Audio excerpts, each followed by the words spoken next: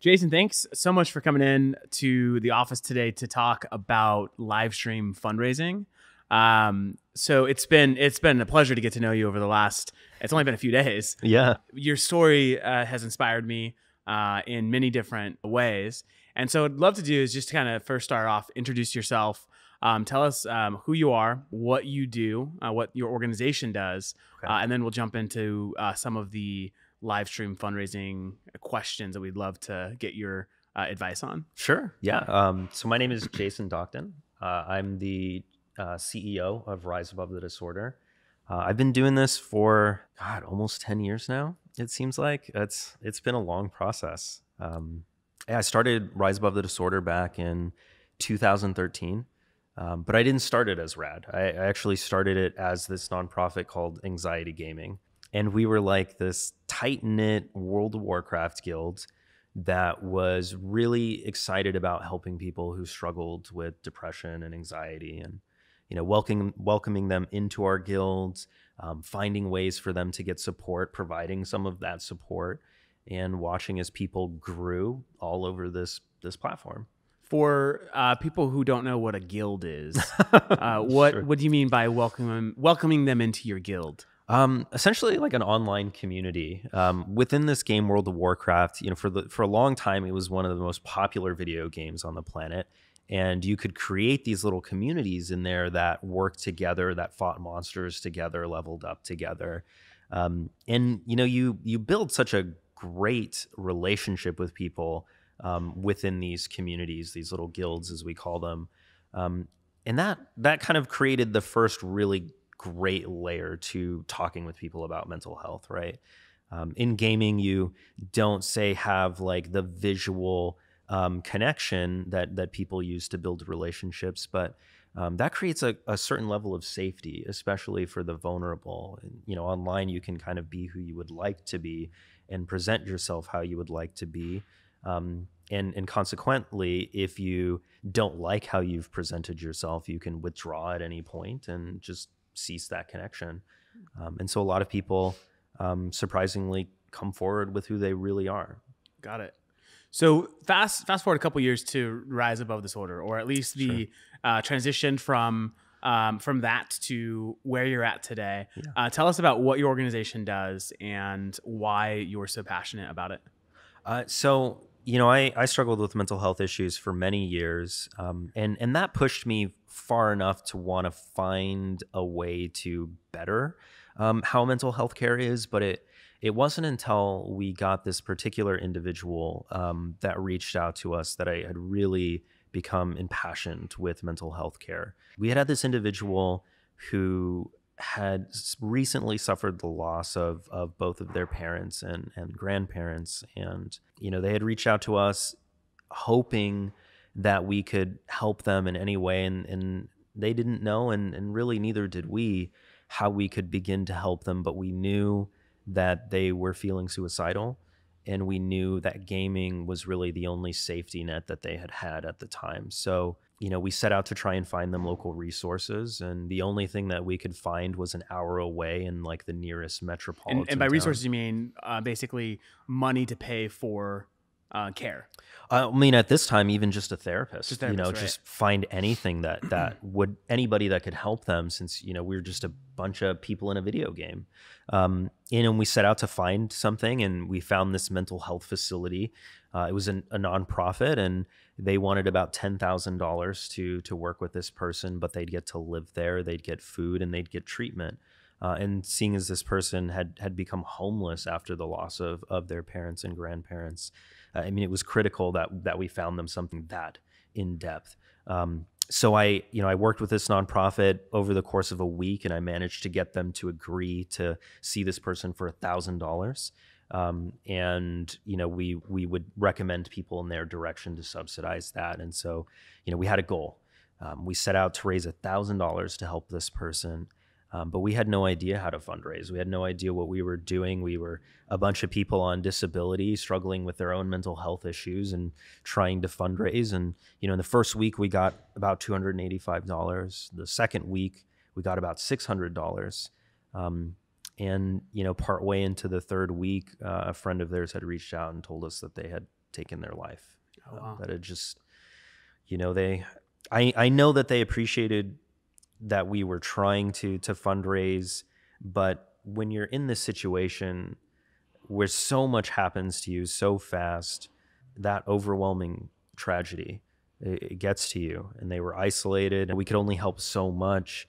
But it just really stuck with me that the cost of this person's life was $1,000. That was the difference between them getting the help that they deserved and them unfortunately taking their life. And ever since then, you know, we've just been completely about this idea of universal mental health care. So we piloted several programs, we made it happen. And to this date, through the gaming community, actually, we've been able to create and sustain a universal mental health care program that's helped 30,000 people get free mental health care. So in the last few years, RAD has basically provided critical support for over 30,000 people who have sought out your guys' services. Mm-hmm. And all this came really through an online community in the gaming space, which all kind of started incidentally, is kind of what I'm gathering. Yeah. The power of a couple of people behind computers is incredible. And this is very inclusive in terms of coverage, you know, everything from transportation, whether they need a ride to and from therapy, to medication if they are using that and can't afford it, and of course the actual healing process itself, the psychotherapy, all of that gets covered. What I love about RAD is you guys have an amazing mission, and the results speak for themselves in terms of just the overall efficacy of your guys' activity and work. And then combining it with the methodology that you use to actually fund that work. Yeah. I think, most nonprofits today, when they go to the drawing board to create a fundraising strategy, live stream fundraising is not even close to, being discussed or talked about. Sure. And for you guys, it's your main strategy. I mean, you've raised millions of dollars through live stream fundraising. Mm-hmm. And so what I'd like to do over the next few minutes is just kind of talk about, this is a whole new concept for million plus nonprofits that are out there, right? I mean, you know this best. You've been in the space for a while, but help like kind of just distill and break down the myths that live stream fundraising isn't for every nonprofit. And maybe even before we do that, let's talk about what is live stream fundraising. What is it that you guys do that makes you so effective at raising funds through platforms like Twitch and other live stream services? Sure. So I mean, live stream fundraising is looking at it from the most basic terms. It's going in front of a camera. It's hitting a button that directly connects everything in front of the camera to a live website and doing what you would normally do. So that's where I think lots of nonprofits are like, okay, doing what you normally do. Sure. Like who is going to watch a stream of me doing what I normally do, right? Or so right. Maybe unpack that a little bit. What do you mean by just that like raw live stream of what you normally do? Yeah, I mean, imagine a telethon. The groups that watch a telethon are watching it live on TV. The beauty of when you talk about live is that solicits a unique audience, not a small number of audience, but a unique hunger from an audience to engage and interact and be involved with what you're doing. When you go live, you're offering people an opportunity to be a part of what you're doing in real time and not just after the fact. And that's I think the best way to demystify it, because we oftentimes think of live stream fundraising as this kind of scary process where are the viewers coming from? Why would anybody want to consume this? But the reality is there are platforms that exist that source the viewership, that your already existing donor base is probably curious to see how you do what you do. and is even very forgiving about the learning curve of doing what you do. Things like syncing up the audio or things like that. Viewers actually enjoy that because they feel like they're part of it. You guys recently raised almost $1 million or just over $1 million through a streaming campaign. Yes. What did you guys do to raise those funds? Like how long did it take, and what was the thing people were watching that caused $1 million to be donated? So the great answer for a lot of the nonprofits listening is we did next to nothing. We actually never went live ourselves at any point. Instead, what we did is we started up this small campaign where our hope was to raise enough to enter our normal workload into free therapy. We have a couple hundred people reach out that we can afford to cover. We wanted to make sure they were taken care of. And what we did was we went on to a lot of the pre-existing live streaming websites, and we found people that we felt connected to, people who would briefly touch on mental health, people who would, be more open about themselves and their experiences. And these people are the broadcasters, the people who had live streams. Mm-hmm. So you went to, a site like Twitch, found individuals that were streaming and reached out to them and said, hey, this is our mission. This is what we do. Would you would you raise some funds for us on one of your streams, basically? Yeah. I mean, think YouTube, think, general celebrities. You find somebody who's clearly passionate about something. And the beautiful thing about broadcasters across, whether it's Twitch or Mixer or Caffeine, is that they're very accessible. They have their business email usually built into their profile. They're the one that checks it themselves. You reach out to them and you just let them know, like, this is what my mission is, and I would love for you to get involved. And they often want to take it away themselves. They want to be involved. They're, yes, absolutely. And they have an incentive to be in this too, right? Because it's good branding on both sides. Yeah. And basically that process that you just explained of finding a prospect, right? Finding someone that seems like they would be a good fit because their values align with what you're doing as an organization. Sure. And then reaching out and saying, hey, we think that there could be a great partnership here. We'd love for you to help promote what we're about. Mm-hmm. That's very traditional fundraising, right? So Sure. if you think about how most fundraisers are raising funds today, is they're finding people that care about the thing that they're doing. They reach out and ask them to support. And what you've done is you've just taken that concept and have used it to find people in the streaming space to use their gifts and talents to raise funds through their medium. Absolutely. So take something that's also, a little bit newer in terms of fundraising, but starting to become very established, like peer-to-peer fundraising. Live stream fundraising is not any different than peer-to-peer fundraising. It's actually, I think, much more intuitive and much further reaching. Through a peer-to-peer fundraiser, through, say, something like Facebook, you might empower one of your existing donors to invite their friends across Facebook, and some of their friends invite some of their friends. And, you're watching that social reach grow between that. And it might cross some divides, but relatively it's going to be located to a specific area where people grew up, went to school, Sure. etc. What you might not realize is that plenty of your donors are probably also broadcasters. There's millions of broadcasters on Twitch, on Twitch alone, and on Mixer and Caffeine. We're talking tens and tens of millions of people who go live, sometimes not even to any audience other than their friends that like to watch them. But so somebody goes live, starts almost like a peer-to-peer fundraiser, but on Twitch or Mixer or Caffeine. And then they have their friends join in and they watch them go live, and they might do challenges like you would on a peer-to-peer fundraiser, like getting pied, or, they have to color, a name and marker on them or something. But now people from around the world start to tune in, and they start to view this content, and it snowballs like any peer-to-peer campaign. The more people that view this content, the further and further it grows. And now Twitch, noticing some of this growth, might highlight that, might put it on the front page, and now you have thousands upon thousands. And then you can ignite other people in peer-to-peer fundraising. So maybe a broadcaster who has a successful broadcasting career isn't just, somebody who's chosen to try going live for the first or, second time. But somebody who does this 10 hours plus a day notices this fundraiser and also chooses to get involved. And now this peer-to-peer fundraiser has grown exponentially. You know, as a fundraiser and as a nonprofit, you're always looking for force multipliers.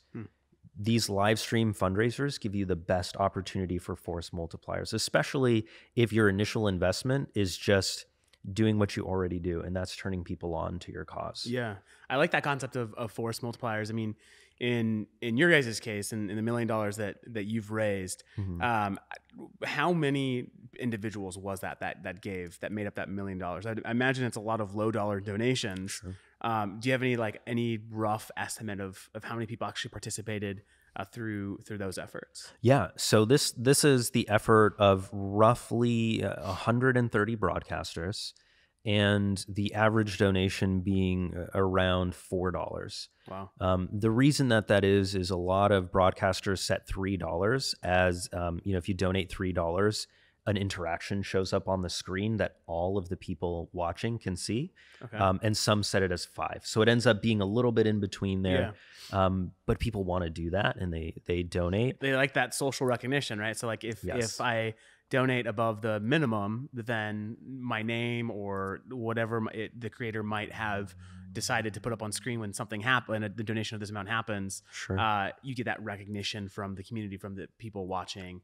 And it's another traditional fundraising tactic in the sense that like social pressure, we know, is an effective way to get people to give. This is what you see at, big galas and events. It's people raise that paddle, or people put their hand up and say, I want to give in front of 200 people. They like that recognition.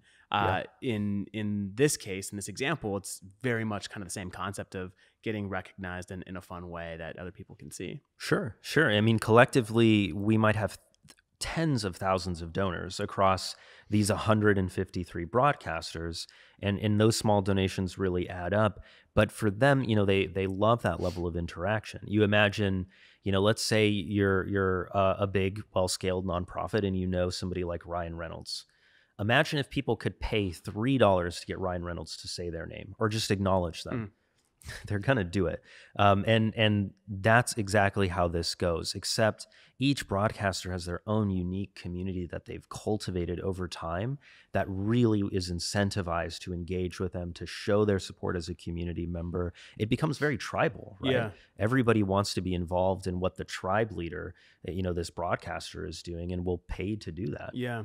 Okay. So 10,000 donors across 130 or so broadcasters. Sure. So, I would have to assume, and as like you just said, I mean, these are like loyal fans of the broadcaster, right? So like they want to engage and interact with the broadcaster. So how do you take the step from the individual giving $3, $4, $5 to introducing them to your organization and now becoming like a committed donor to your cause, right? Because I imagine there's just like with like the in peer-to-peer fundraising, a lot of times people are giving to the person that's asking, maybe doesn't know much about the organization itself. So what are the steps that you guys take to bridge that gap and to try to convert those stream donors into rad donors? Sure. There's a couple of different tools that you can utilize right out the gate. Gleam.io is a very popular giveaway platform, or Sweeps is the preferred one for us. Sweeps.gg is how you approach it. But this actually rewards potential donors with things like giveaways and even interaction on stream for providing their email information, for signing up with social information. And so you can start to aggregate a good amount of data about the people that are invested in the cause to that level. Through the fundraising sites that you can utilize, I think the problem that we've run into is we typically just get emails, and we usually get those emails through PayPal. And so we'll try and send a request to add some of these people from the emails through PayPal and Stripe and whatnot to solicit them for further donation.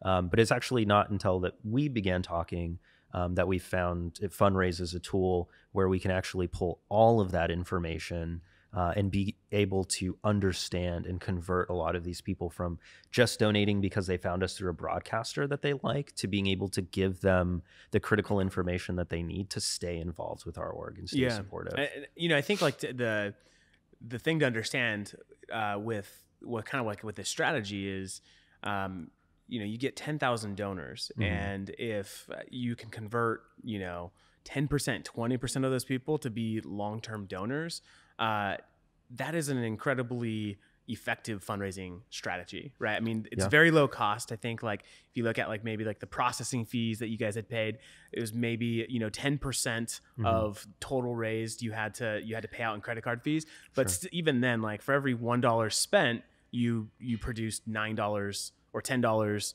in return, and that's like that's a very good ratio. And when it comes to fundraising, and the goal is, okay, we cast this wide net, we got a bunch of new donors, and now as an organization, like let's focus on individuals that we believe can be long-term supporters and donors, whether that's through like a monthly giving program or other ways to engage them.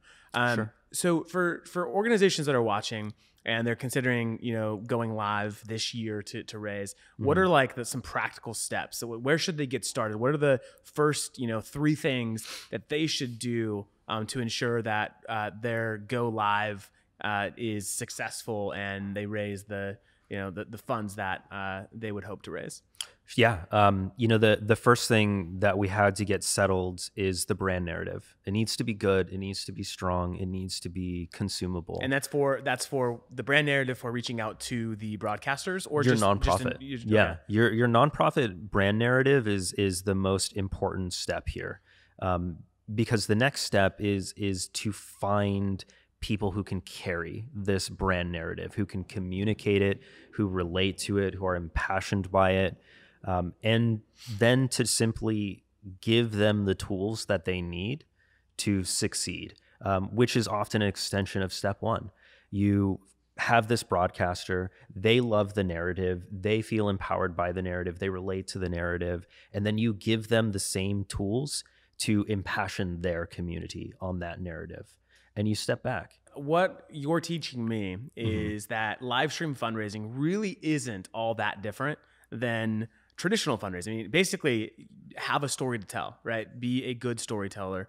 As a nonprofit organization, the mission of your organization needs to be able to be told in a way that inspires people to get involved, to give, and to potentially even help raise support for the organization itself. Right. And so what you're saying is to run an effective live stream fundraising campaign is understand your brand, understand the narrative, reach out to individuals who already have the influence and the reach on platforms that you've mentioned, ask them to support your cause, and during one of their live stream, their normal live stream events, if you will.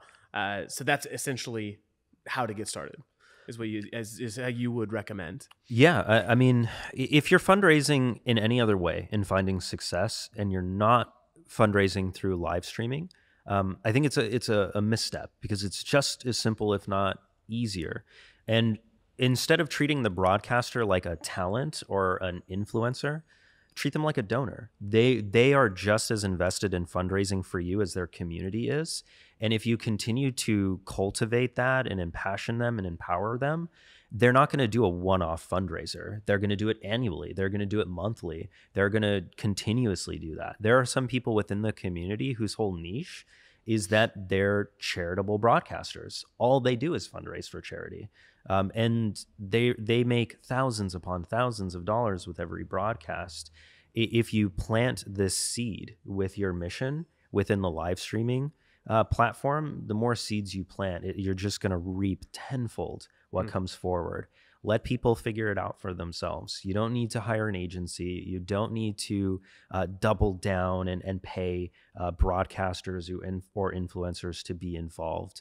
You just have to find the people that relate to your cause the most and give them the tools that they need to fundraise. Does the amount of viewers have any correlation for the amount that you could raise through a broadcaster, or are there other metrics that someone should look at to determine the broadcaster to partner with? Yeah, absolutely not. Viewers don't necessarily correlate to funds raised, especially as it relates to talent. It's really the talent that's going to inspire their community, and I'm saying talent in this sense because we're used to coaching a talent, Sure. for example. But it's that one donor. It's kind of like a Facebook giving platform. You might find somebody with a ton of friends. That doesn't necessarily mean they're going to get much funding from those friends, but somebody who consistently posts and has a strong connection to all of these people, sometimes that means somebody with a small amount of friends who they're very close with who would be involved with something like this. We've done broadcasts that have gone live to 100,000 concurrent viewers, and that's certainly brought back a decent amount. But we were surprised by what the ratios were. There was multiple broadcasters involved, and two of the biggest broadcasters involved brought in the least amount. And then we've worked with small groups who, they come together and this is their first time fundraising for a nonprofit on Twitch or Mixer or Caffeine. And they only have like a dozen or so really supportive viewers, but those people come in and they're giving 5 and then 20 and then 100 and then 1,000, and they're all about it. They're very invested. It's very cool. Yeah. You've run several campaigns now, and you've worked with hundreds, it sounds like, of broadcasters. What, like, if you were to say this is like one thing you have to make sure to do, like what is it that inspires people to give through a live stream? Is it the like funny incentives? Is it something different? What have you seen to be basically the biggest influencer to the most amount of donations? Interaction. Okay. Interaction is what makes live streaming successful. For context for people that are watching this, Twitch, which is the largest broadcasting platform, is bigger than YouTube. It occupies far more bandwidth on the internet at any given time. That's a lot of people that are watching live content. Yeah. But what keeps them involved in it is the interaction that they can have with the person broadcasting. They watch this person, they know their life, they care about them, they're concerned about them. For them to have a way to interact means a lot, and they get that acknowledgement straight away. As a nonprofit, you might have a postcard that you send or a bag or a t-shirt. You might have something to emotionally connect somebody in a tangible way. They don't need that. They just want the broadcaster's interaction, and that is enough to do that. It also cements emotionally their connection to the nonprofit, because the nonprofit is what connected them to the broadcaster on a deep emotional level. So when you're setting up these fundraisers with broadcasters, look at interaction. Is there a way that they can just simply say their name? Could they add them to a whiteboard in the background? What if the broadcaster, was able to get some kind of plaque or memorabilia and it had all of the donors' names? Find ways to associate that level of interaction between the broadcaster and the person that's donating. Okay. So once an organization, finds a broadcaster that aligns in terms of mission, what else does the organization need to do to activate that individual, or what resources does the organization need to be able to pull off a live stream fundraising event or something similar? Sure. If you're a smaller nonprofit, you're just getting started and you're looking for really great ways to raise funds, nothing. That's how we started. Nothing, zero. No incentives, just, hey, this is what we're like, cold emailing. So the streamer will basically, it's like, yeah, I would love to raise funds for nonprofit A. I'll do it on my next stream. And the organization doesn't have to do anything. I mean, the streamer will take it from there in terms of using the technology that's needed to raise the dollars, and then the funds gets distributed to the nonprofit accordingly. So the organization literally has zero effort to get started. None. I mean, and if that's your available resource, is nothing, and that's totally fair. That's totally fine as a nonprofit. Sometimes that's our resource, nothing. That works. If I want to invest more and I see this go exponentially further, I get involved. I ask them, do you have any questions? Here's an FAQ about what we do. Would you like to interview one of our members on stream so we can come and talk about the cause, talk about a way to force multiply, right? If you're a good storyteller, now you can empower all of these people, and they're not just community viewers. They're now your donors because you've had the direct connection. There's no broadcaster between that. Giveaways. Those kinds of things, can be great, raffles and whatnot, if you have those resources to do them. But to be mindful, the more that you give away, the more you incentivize with product, things like that. These kinds of viewers, they're much younger, they're more savvy. They understand that they're being solicited in that way, and they'll get involved for the giveaway. That doesn't necessarily mean they care about the cause. Right. They might follow it for future giveaways. So, if you're going to add resources, one of the things that I like to keep in mind mentally is you either have time or money, but they substitute one another. If you don't have a lot of money to give the broadcaster anything to give away, give your time and give your voice. Give that as a resource. It'll go a very long way. If you do have the money, brochures, research, like resource packets about your organization, t-shirts, team up with other product sponsors that you may have and use that to empower and draw viewers to your broadcast. Interesting. So what about like, you talked about like interaction. And so, would something like this be effective if you had like a streamer that basically was like, hey, I'm gonna raise funds annually for this organization. It's my favorite nonprofit. I'm gonna do 3, 4, 5 different streams throughout the year. Okay. And maybe they communicate to their following like, hey, like by the end of the year, whoever donates the most through my fundraising streams, they're gonna join me, and we're going to go actually visit the impact of the organization that we're supporting. Like, would that be an interaction that you think would be effective, or does the interaction have to happen on stream for it to be impactful? No. Well, so, I mean, you've hit both because you've driven people to compete for the attention of the broadcaster, which is a very smart tactic in this situation. And they will compete because you're constantly getting notoriety. You're constantly getting the broadcaster's attention. You're regularly interacting. And then that final interaction is met with a beautiful, capturable, content-driven moment. It is something that we have utilized before and can be really powerful. I think the only thing that I would look at in that specific scenario is consent from the broadcaster and their level of comfort. Some broadcasters do have unique experiences with viewers in person, or don't want to have those things. But creating experiences, which nonprofits usually really love to do anyways, is a powerful way to drive interaction. Got it. Cool. Well, Jason, thanks so much for coming in today. I from my perspective, you have done a great job distilling what live stream fundraising is. I think, it's a lot more accessible than most people would think. It doesn't require a big investment up front with either, money or time. And you've just helped us understand in a much more significant way the impact of live stream fundraising. So thank you so much for coming in and sharing your knowledge with us. We really appreciate it. It's my pleasure. I really hope people can take advantage of this new approach to fundraising that will help us change so many lives. Awesome. Thanks, man. Yeah.